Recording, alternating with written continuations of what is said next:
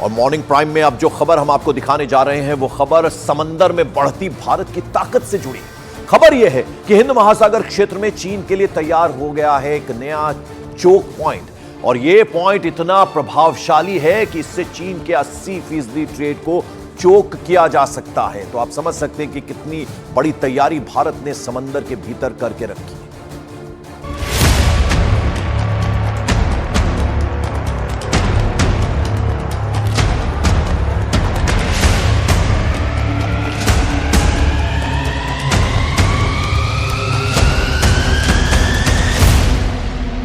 चीन अपनी ताकत को बढ़ाने के लिए समंदर का इस्तेमाल कर रहा है, लेकिन भारत ने चीन की कमर तोड़ने की पूरी तैयारी कर ली है।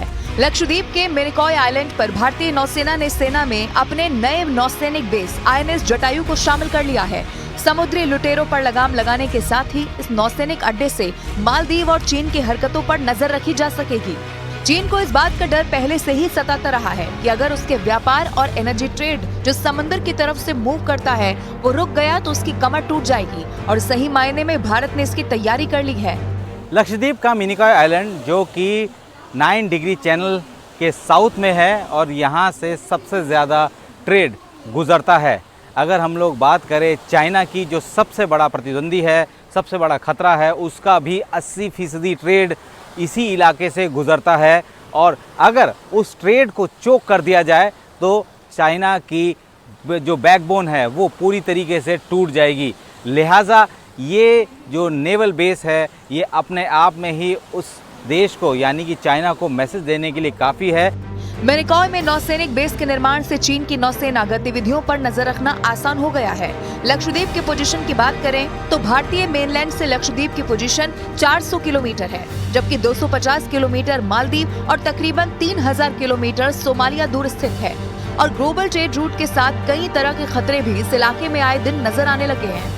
इसी के चलते भारतीय नौसेना आने वाले दिनों में मिनिकॉय द्वीप के नेवल स्टेशन को विकसित करेगी। इस नेवल बेस पर फिलहाल रडार स्टेशन स्थापित किया गया है जो कि इस पूरे इलाके पर अपनी नजर बनाए रखेगा।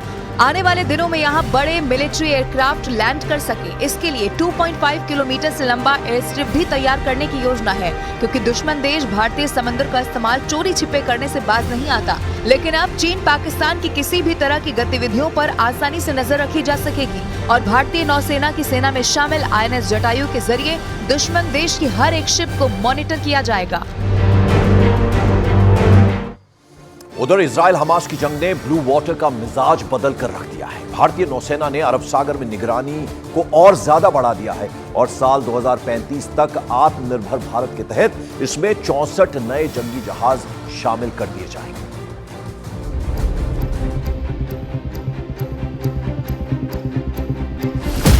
आत्मनिर्भर भारत के तहत नौसेना में तेजी से काम जारी है, जिसकी ताकत दुश्मन देशों को समय समय पर दिखाई भी जाती है। यही वजह है कि समंदर पर नियंत्रण और एरिया डोमिनेशन का ट्रेलर चीन और पाकिस्तान को अरब सागर में भारत कई बार दिखा चुका है। भारतीय नौसेना के ट्विन कैरियर बेस्ड ऑपरेशन में दोनों कैरियर बैटल ग्रुप यानी कि INS विक्रमादित्य और INS विक्रांत के साथ तकरीबन 1 दर्जन से ज्यादा जंगी जहाज और सबमरीन के साथ ब्लू वाटर में इस ट्विन कैरियर बेस्ड ऑपरेशन को अंजाम देते दिखे। इस दौरान एक के बाद एक MiG-29 के फाइटर कैरियर के डेक से उड़ान भरते हुए अरब सागर में दुश्मन देशों के जंगी जहाजों को डर का एहसास करा रहे थे।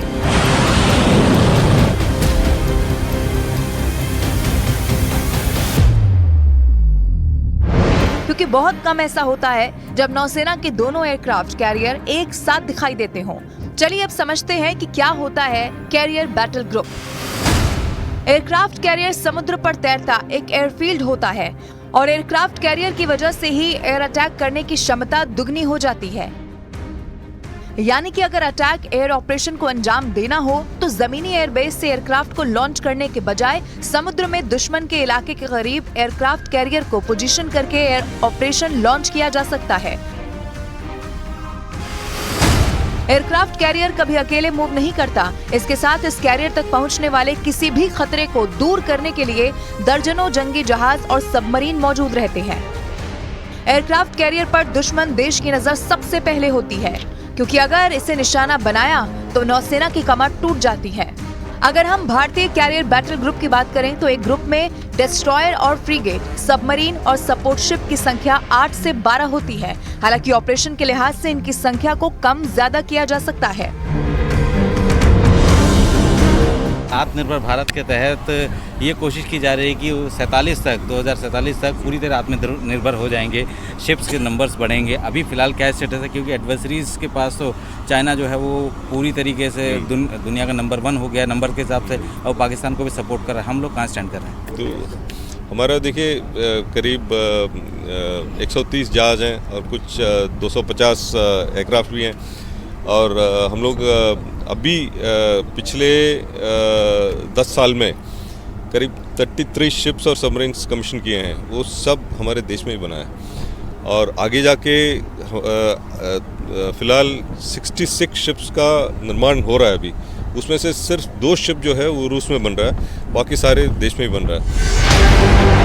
इजराइल हमास की जंग ने ब्लू वाटर का मिजाज बदल दिया है।